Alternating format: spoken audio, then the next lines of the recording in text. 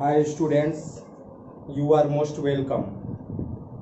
Today's a new topic is distinction between income and expenditure account and profit and loss account.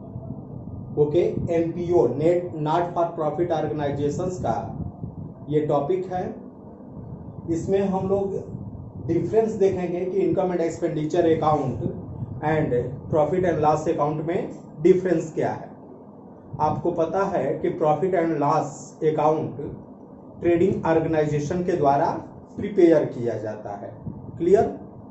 लेकिन जो आपका ये income and expenditure account है ये NPO द्वारा means non for profit organisation के द्वारा प्रिपेयर किया जाता है।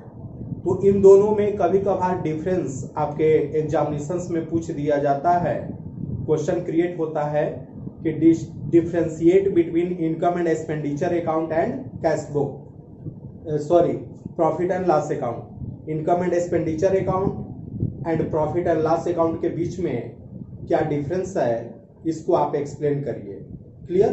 तो अक्सर ये क्वेश्चन आपके एग्जामिनेशंस में 2 मार्क्स 2 नंबर के क्वेश्चन क्रिएट होते हैं। तो आज हम लोग इस टॉपिक को देखते हैं distinction between income and expenditure account. एक आपका ये इनकम एंड एक्सपेंडिचर साइड हो गया, सपोज दैट ये आपका इनकम एंड एक्सपेंडिचर से रिलेटेड हो गया। दूसरा जो है ये प्रॉफिट एंड लॉस से रिलेटेड हो गया, पीएल अकाउंट से रिलेटेड हो गया। यहाँ पे हम कुछ इसके बेस देख ले रहे हैं कि किस बेस के आधार पे हम इन दोनों में डिफरेंस देखेंगे। फर्स्ट आपका जो बेस दिया हुआ है वो हम पहला बेस ऑब्जेक्टिव मान सकते हैं। Objective means income and expenditure account बनाने का आपका ऑब्जेक्टिव क्या है and profit and loss account बनाने का आपका ऑब्जेक्टिव क्या है। तो फर्स्ट बेस आपका ये ऑब्जेक्टिव है और इस ऑब्जेक्टिव में हम कह सकते हैं कि this account is prepared to a certain excess of income over expenditure और excess of expenditure over income. मतलब हम लोग इनकम एंड एक्सपेंडिचर अकाउंट ये बनाते हैं, मेरा मेन ऑब्जेक्टिव यह है कि हम देखते हैं कि इसमें सरप्लस हो रहा है कि डिफिशियंसी हो रही है। अगर सरप्लस होता है तो सरप्लस का एक और नाम है, आपको बताया ही गया है, excess of income over expenditure, clear. अगर डिफिशियंसी या डिफिसिट होता है तो उसको हम लोग बोल सकते हैं excess of expenditure over income, clear. Next profit and loss account. आपको पता है कि प्रॉफिट एंड लॉस अकाउंट से हमारे बिजनेस का नेट प्रॉफिट या नेट लॉस का पता चलता है। ये जो इनकम एंड एक्सपेंडिचर अकाउंट बनता है वो नॉन प्रॉफिट ऑर्गेनाइजेशन बनाती है और ये आपके ट्रेडिंग ऑर्गेनाइजेशन या प्रॉफिट अर्निंग ऑर्गेनाइजेशन प्रिपेयर करती हैं, क्लियर। देखते हैं सेकंड और आपके डिफरेंस क्या है। प्रिपेयर्ड बाय, ये आपका जो है किस तरीके से ये प्रिपेयर्ड, किसके द्वारा ये income and expenditure account prepared किया जाता है। Okay, this account is prepared by not for profit organisation whose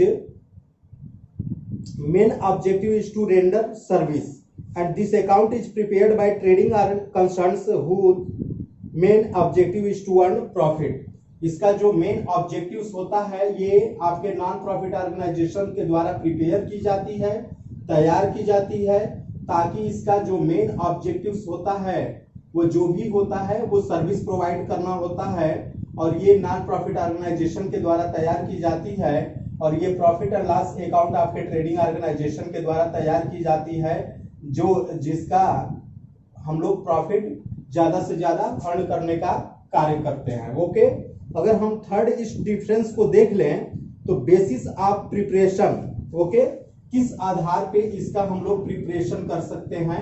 तो आप प्रिपरेशन भी लिख सकते हैं या बेसिस ऑफ प्रिपरेशन भी आप लिख सकते हैं। बेसिस ऑफ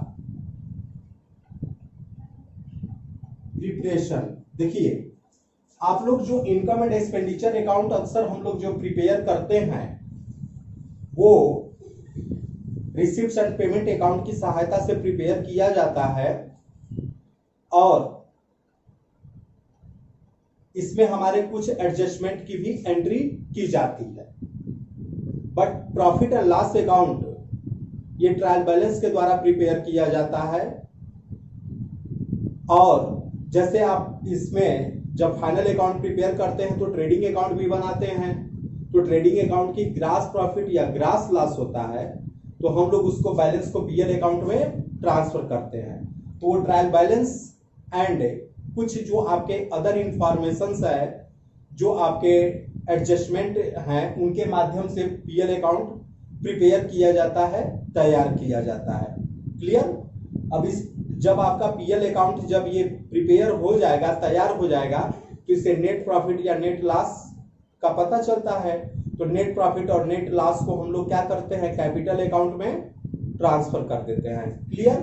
अब इसके बाद अगला अगर हम लोग बेसिस देख ले तो बैलेंस। आपको पता है कि इनकम एंड एक्सपेंडिचर अकाउंट का जो बैलेंस निकल करके लास्ट में आएगा, जोड़ने और घटाने पर, जैसे आपका इनकम अगर ज्यादा है और एक्सपेंडिचर कम है तो डिफरेंस की अमाउंट प्रॉफिट होगी। तो प्रॉफिट को यहाँ पे हम लोग सरप्लस बोलते हैं या excess of income over expenditure. Clear? तो इसका जो भी बैलेंस आएगा लास्ट में हम लोग कैपिटल फंड में ट्रांसफर कर सकते हैं। क्लियर? या अगर डिफिशियंसी हो गया तो डिफिशियंसी को भी हम लोग कैपिटल फंड में ही ट्रांसफर करेंगे। अगर डिफिशियंसी होती है तो कैपिटल फंड से माइनस कर दिया जाता है, और अगर सरप्लस होता है तो ऐड कर लिया जाता है, प्लस कर लिया जाता है। अब देखते हैं प्रॉफिट एंड लॉस अकाउंट। जो प्रॉफिट एंड लॉस अकाउंट का बैलेंस रहता है वो आपका नेट प्रॉफिट या नेट लॉस कहलाता है।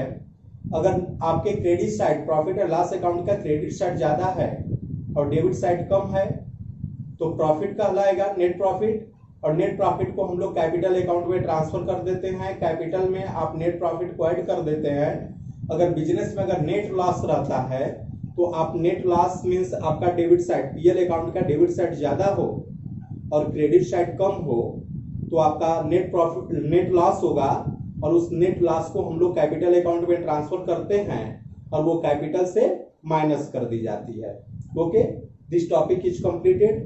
Thank you.